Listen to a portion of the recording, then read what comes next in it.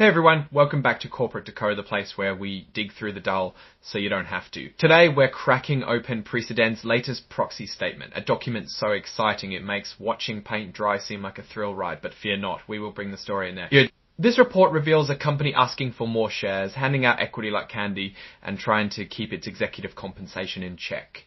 What's the real story behind these moves?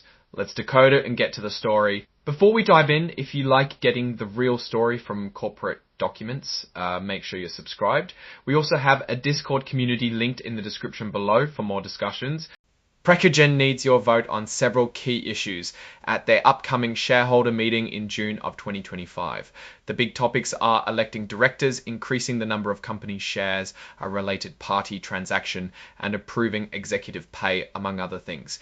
It's a packed agenda that could significantly impact the company's direction. First up, they want to increase the number of authorized shares of common stock by 300 million. In plain English, they're asking for permission to create a whole bunch of new shares that they can use for various purposes. They're seeking approval for issuing shares and warrants to Randall Kirk, a big player at Precigen, as part of a dividend payment on his preferred stock. This is a bit technical, but basically they want to make sure he gets paid the same way as other investors.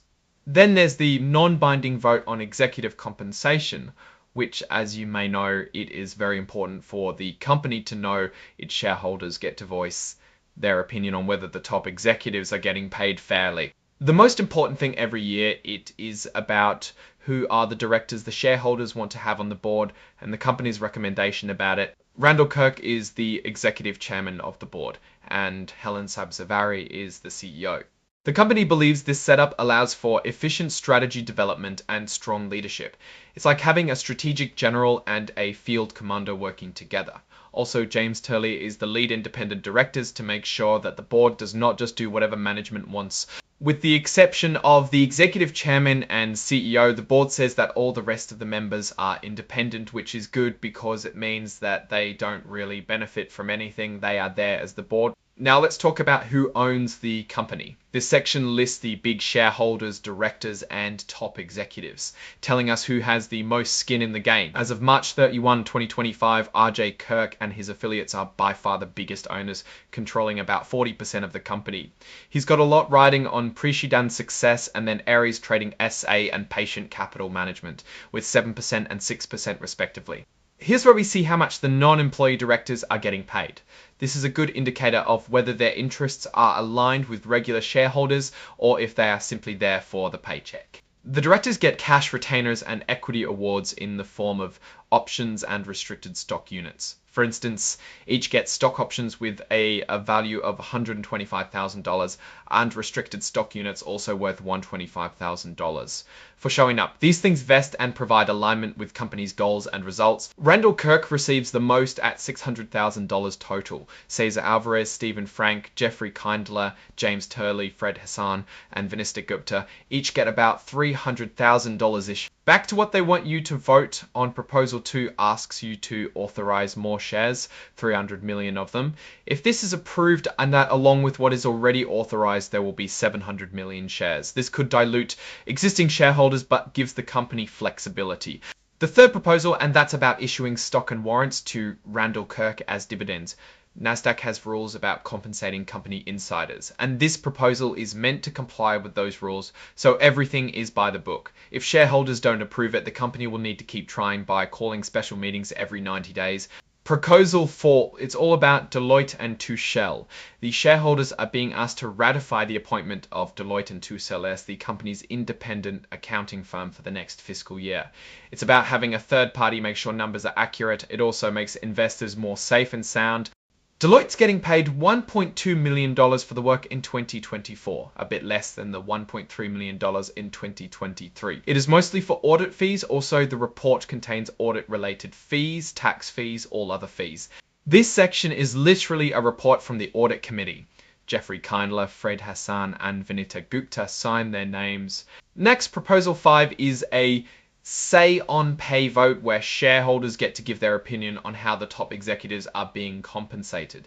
It's non-binding, so the board doesn't have to follow it, but they usually listen or it would be very weird. Proposal 6, they are asking for more candy to be able to give, basically that means more shares in the 2023 Omnibus Incentive Plan, also known as stock-based awards for employees and officers. Another 11.5 million shares need to be authorized for future use. That equals a dilution of 4% if approved. Then it's something very similar to Proposal 6, but about non-employees. They are asking you to authorize 1.1 million more shares for the 2019 incentive plan to give their people outside of the company incentives to perform. This has 0.4% dilution if approved. Digging into the details, there's the compensation discussion and analysis section. This is where the company explains its compensation philosophy and how it decides to pay its top executives. It's about the incentives management wants to make its executives follow. Here we see what the top dogs are making in base salary. Helen Sabzari is at the top with $1 million. Harry Tomisian Jr. makes $480 and these are key figures as they don't change from results. And then there's Donald Lair, Ratul Shah, and Phil Tennant making in the $500,000 range. Then we have Jeffrey Perez, who isn't with the company anymore, but his compensation is still listed here, as he was there in 2024. The document outlines how executives are eligible for bonuses based on corporate performance. Also, they explain how the committee reviews and approves the best mix of equity with the base salary to have them properly motivated to produce results.